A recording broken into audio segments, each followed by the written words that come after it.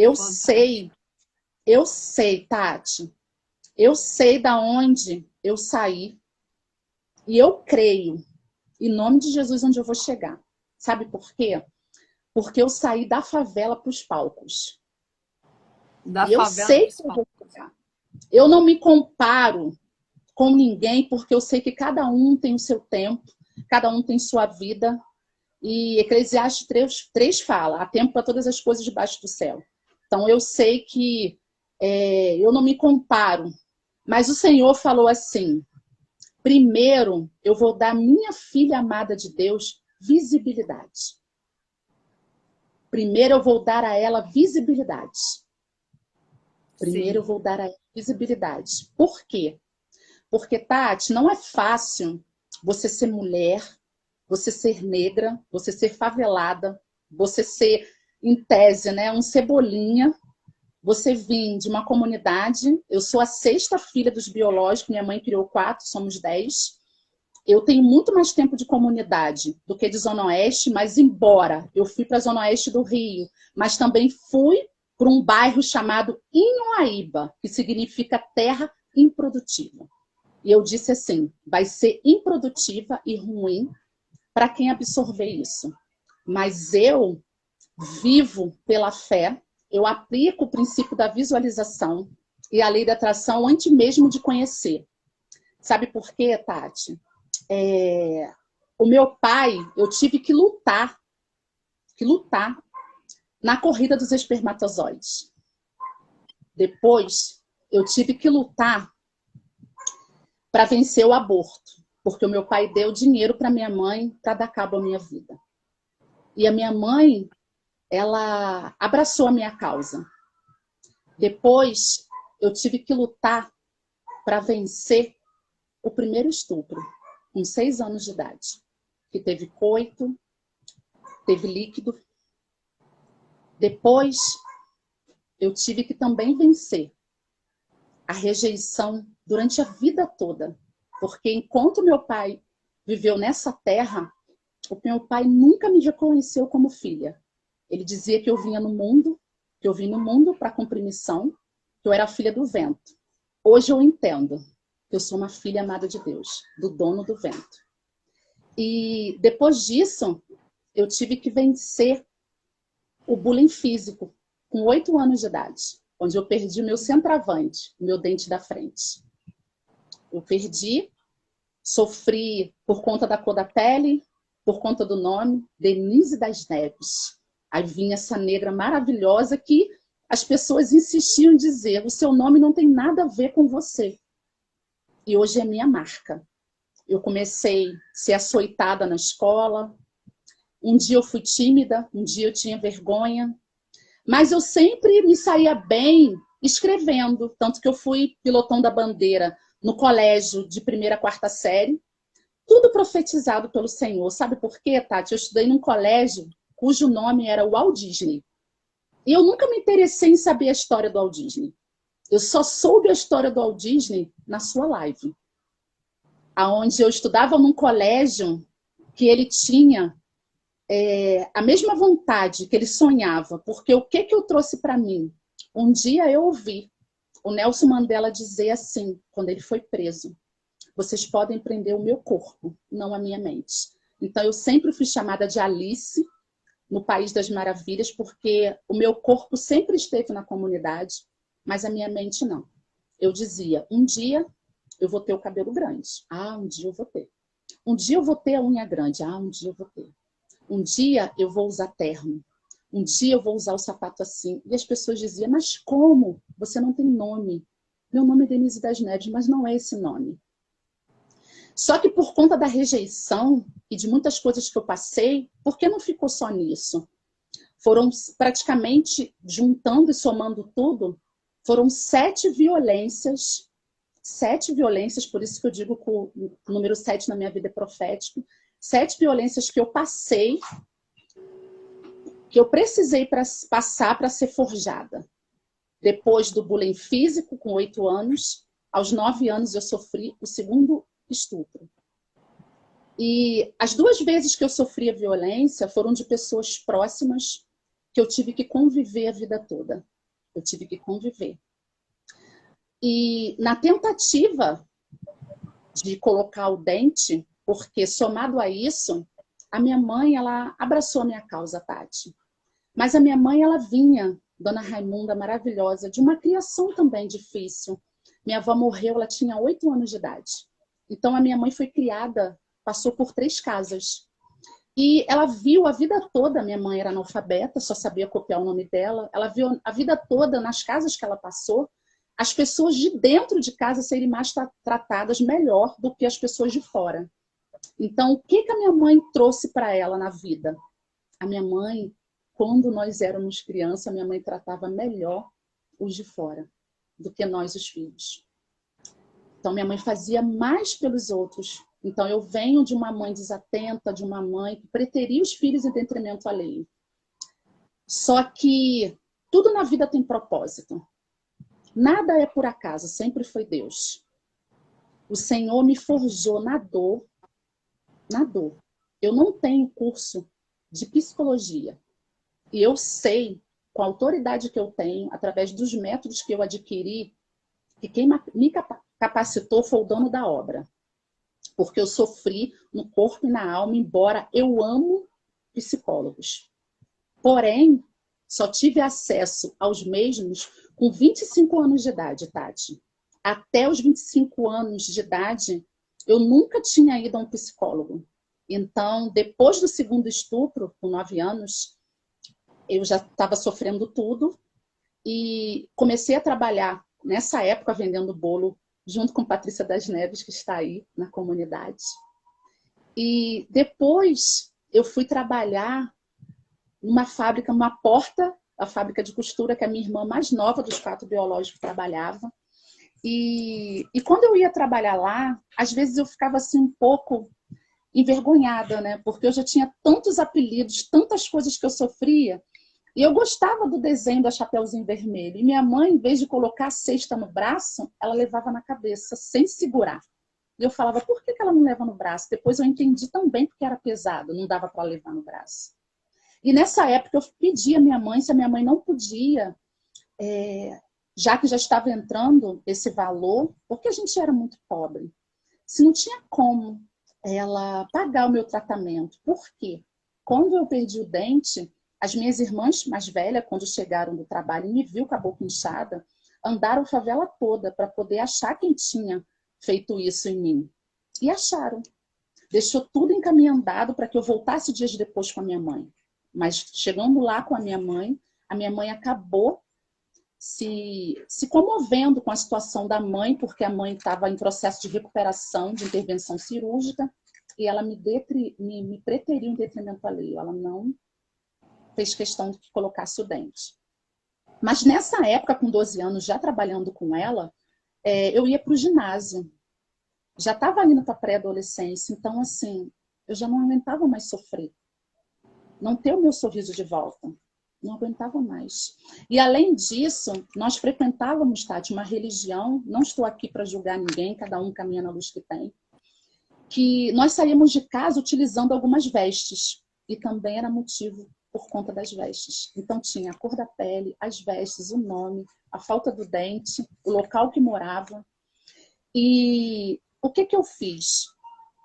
Minha mãe foi lá dentro da comunidade, num dentista, e começou a pagar meu tratamento. Só que só poderia dar início quando tivesse pago um valor considerável, quase a metade. E eu já sonhava com um dia que eu iria dar o meu primeiro sorriso. E quando eu sentei na cadeira do dentista, pela primeira vez, gente, na comunidade a gente escova o dente com pasta de dente, com carvão. É diferente na comunidade.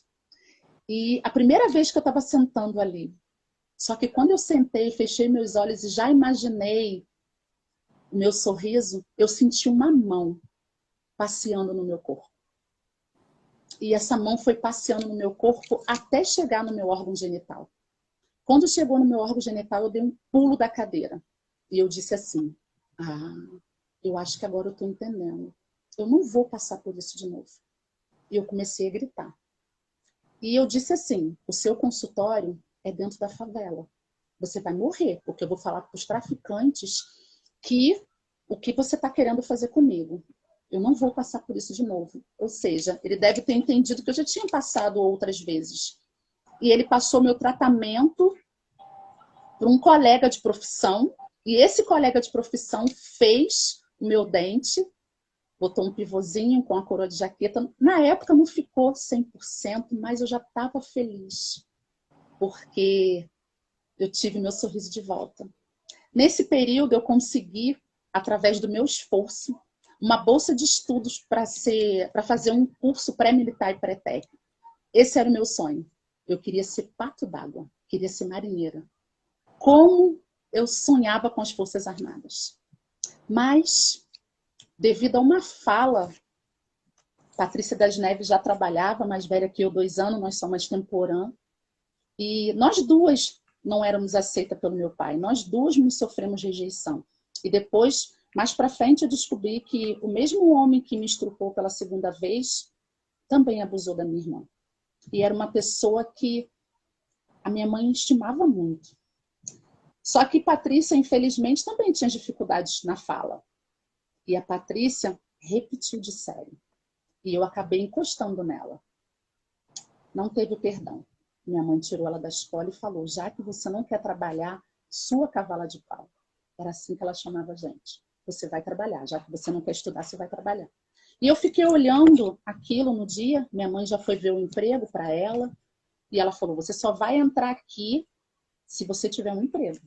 E ela começou a chorar, e ela pegou umas pedras e jogou para que a minha irmã fosse ver o emprego. E eu fiquei olhando aquilo com uma dor tão grande e pensando: eu tenho que estudar, porque senão isso vai acontecer comigo. E nós tínhamos, Tati, da largura desse dedo aqui do meio, a famosa vara de Guiné. Por quê?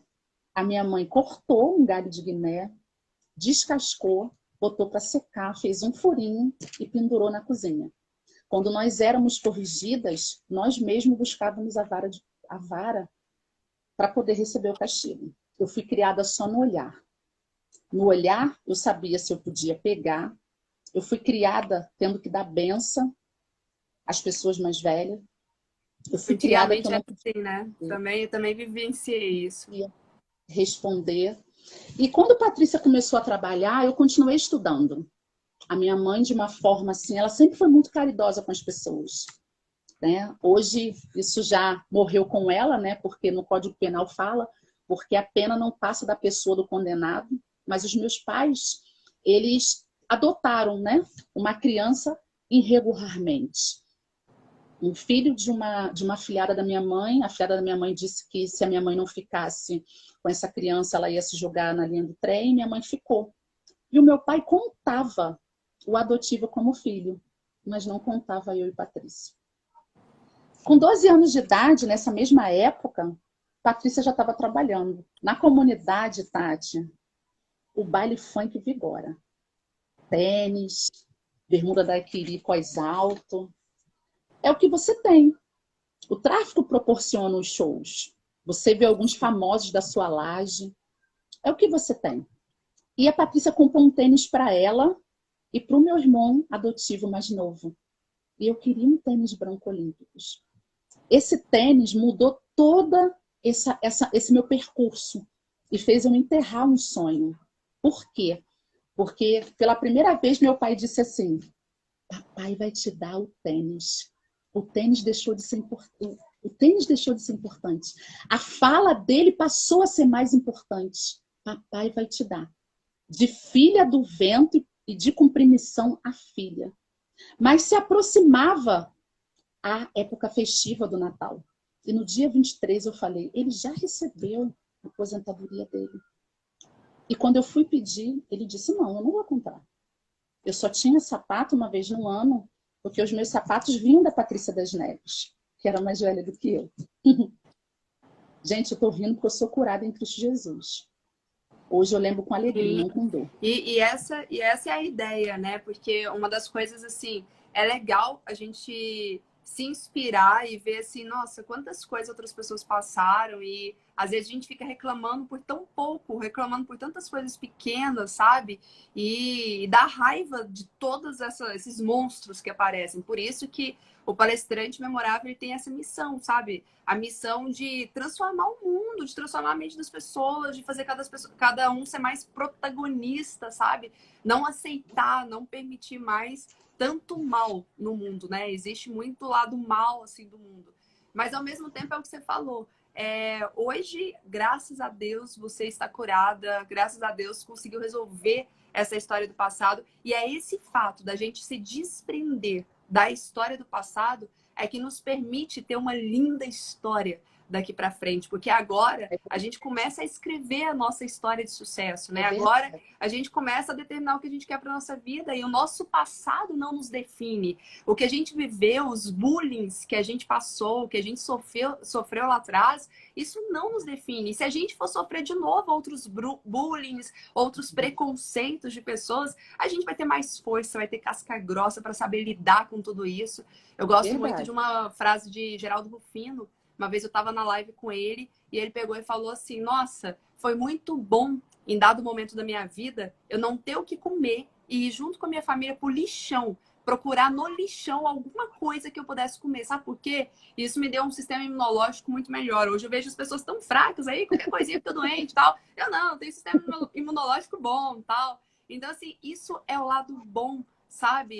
Tudo na vida tem um lado bom, da gente aprender, da gente ter casca grossa, da gente falar assim, nossa, estou sendo preparado para ser uma guerreira mesmo, estou sendo preparado para revolucionar o mundo, para não aceitar, para não admitir mais que canalhas, que pessoas sem instrução, sabe? Que elas dominem, que elas façam mais isso por outras pessoas. E uma coisa muito nobre, Denise, do que você trouxe, assim, hoje eu falo isso tudo bem, né? Hoje até eu falo muito isso também na minha história, né? Tem coisas que eu falo que nem parece que eu senti a dor, mas claro que na época a gente sentiu a dor de tudo isso. Só que hoje a gente está curado e uma coisa que a gente tem que fazer hoje, né, para todo mundo que está aqui é não sentir pena de nós mesmos. Porque sentir pena de nós mesmos não vai nos levar para onde a gente pode construir. A gente tem que aprender com essa história, aprender com esse passado e isso que sirva de um chamado para falar assim, eu não aceito mais, eu quero mudar, eu não quero que os meus filhos, eu não quero que os meus netos passem por isso. Não tem como a gente voltar no passado, não tem como a gente voltar na história e mudar, entendeu? Se a gente pudesse, seria maravilhoso, mas a gente não tem controle sobre o passado. Mas a gente tem controle hoje, como líderes que somos, como palestrantes memoráveis, detentores da palavra, sabe? A gente tem sim esse poder de mudar daqui para frente, pelo menos no mundo que está à nossa volta. E o bom de um palestrante é que ele consegue disseminar para o maior número ainda de pessoas, né? A gente consegue falar para multidões. Então a gente consegue sim usar a nossa história, usar a nossa experiência para mudar completamente o caminho para os nossos filhos, netos, bisnetos. E é para isso que nós estamos aqui. Mas, assim, linda sua história. Obrigada por compartilhar com a gente. Né? Tenho certeza que tem sido... Só acrescentar uma coisa. Com essa idade de 12 anos, por conta desse tênis que meu pai acabou não comprando, ele disse que eu podia chorar lágrima de sangue que ele não ia comprar. Eu abandonei os estudos e comecei a trabalhar. Depois disso, eu me rebelei. Eu comecei a ir para baile funk, baile de favela, comecei a viver uma vida de promiscuidade. E aos 16 anos eu sofri um espancamento. Sofri um espancamento aos 16 anos, onde no mesmo dia que eu sofri o espancamento, eu escutei uma outra fala, que foi aonde nasceu o desejo de fazer direito, que eu nem sabia que o nome do curso era direito, eu achava que o nome do curso era advocacia. Porque eu sofri esse espancamento e quando a minha mãe foi no portão para poder me pegar e me levou até em casa, dentro de casa, minha mãe falou assim, Didi, que é o apelido do meu pai, era o apelido do meu pai, você não vai fazer nada, olha o que fizeram com a nossa filha. E ele disse assim, sua filha, o corpo foi feito para sentir dor e foi dormir.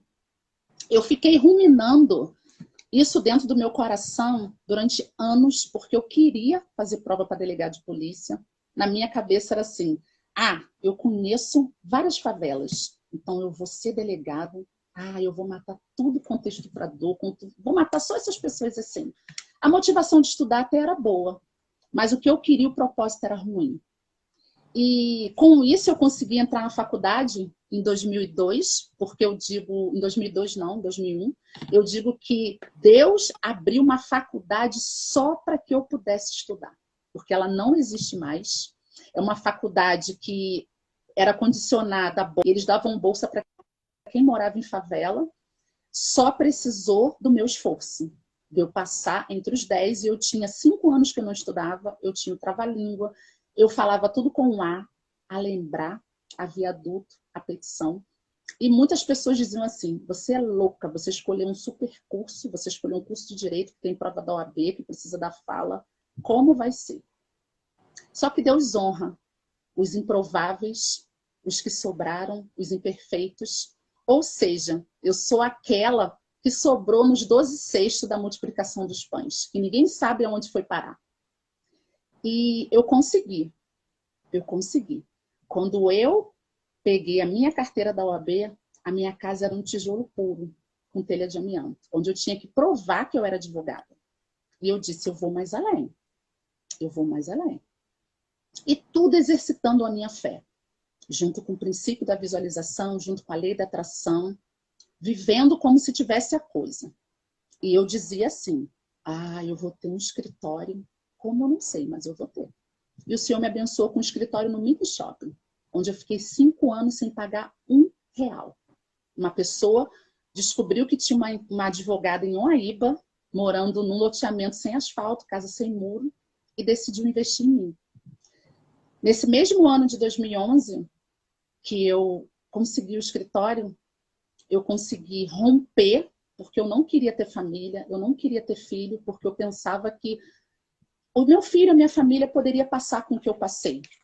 No mesmo ano, eu me converti e eu gerei perdão para todos os meus agressores.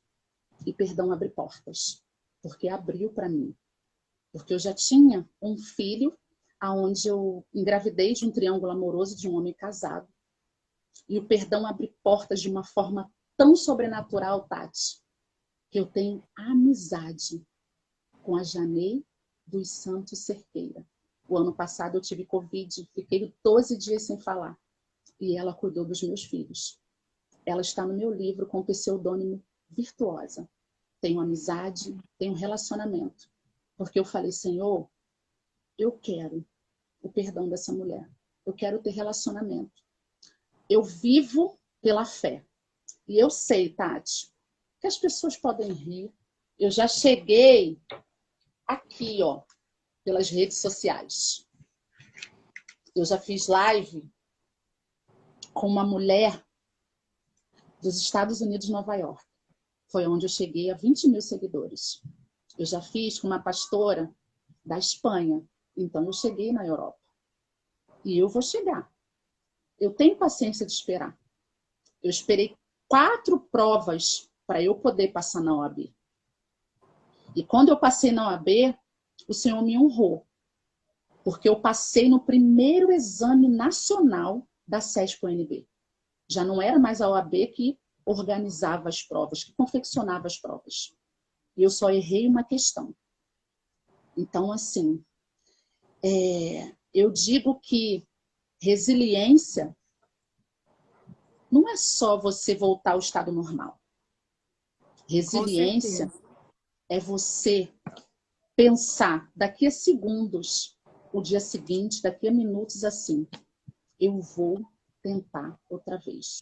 Eu invejo. E aí, olha só, você olha para trás, olha para sua história e olha para quem você se tornou hoje, né? Passou na OAB, sabe? Advogada, olha o que você já construiu, sabe? Olha onde você chegou. Isso nos faz e serve muito para todo mundo que está aqui. Tipo, eu também posso, sabe? Eu também posso conseguir, mesmo diante dos traumas, dos bullying, das rejeições, de todo o sofrimento, de toda a limitação que a vida gerou. Mas não existe limite, né? Nós somos ilimitados, somos improváveis mesmo.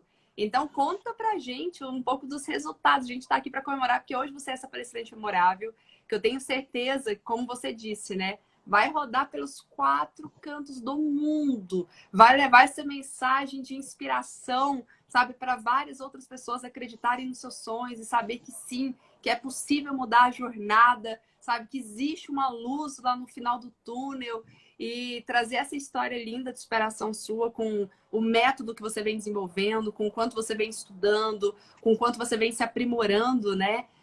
Conta pra gente o que você já aplicou, que resultados que já está tendo aí, que está consolidando cada vez mais essa palestrante que existe dentro de você.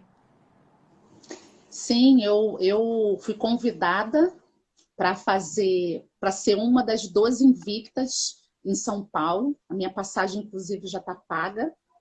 O grupo Uau. Acorda para a Vida. Que Pagou a demais. minha passagem. E já está praticamente reservada, né, lá em São Paulo, monetizado. E eu já fiz um workshop como convidada especial, também foi monetizado. No último dia, eu fui a convidada especial. Eu tenho ministrado, né, palestrado em igrejas. Eu estou crescendo e cresci no YouTube, cheguei a 1.000 inscritos. Eu estou mentorando pessoas de forma individual. Autoestima através da resiliência é o nome da minha mentoria. E Fantástico. eu já tenho a minha palestra Como transformar as dores da vida em combustível para vencer em 7 passos. Um eu já falei, que é a fé. E assim, semana passada eu fui convidada para ser apresentadora de um canal no TikTok, que o canal está com 152k, do movimento que eu faço parte, movimento Top Loba. Tem loba no mundo todo. Também já cheguei ao Canadá. E assim, eu nunca pensei que eu iria chegar tão longe. Até porque eu não conheço nem o Rio de Janeiro direito. E assim, pessoas têm me procurado. Eu estou com o meu roteiro praticamente. Hoje eu devo concluir, porque a minha parceira é a minha psicóloga. Tem a Débora Brasil também. Tem a Joana Visionária, a minha pastora, para poder lançar a mentoria em grupo, pela Eduz, pelo Zoom. Olha só. Então já vai começar a levar essas palestras aí para o online também, vai ter mentoria, vai ter curso, fantástico. O pessoal tá aqui, fala do seu livro. Gente, olha, saber que toda essa história, essa trajetória, hoje você é escritora, né? Hoje tem o seu livro também. Qual que é o título do seu livro? Eu já tenho um e-book pronto, que é Ferramentas para alcançar uma vida de vitória. Esse é o e-book, que já está pronto. E o meu livro, o primeiro, porque eu já estou escrevendo o segundo, esse aqui eu estou corrigindo, esse é a boneca do meu livro. Dores que vivi, desafios que venci, verdades não reveladas. São 240 folhas, 240 folhas testificadas, com depoimentos de pessoas lá da comunidade, pessoas que viram o que eu passei, com nome de pessoas que eu agradeço, inclusive o seu, de outros mentores também que eu tive, com fotos de lá, de quando eu morava na comunidade, fotos de quando eu me batizei, fotos do meu casamento, fotos onde eu conto tudo, onde eu conto praticamente igual a jornada de herói, né? Sim. Já está colocando o método em prática o aí, 2, né? o Jornada do 3. herói, fantástico. E eu creio que o meu livro, ele vai ser um best-seller.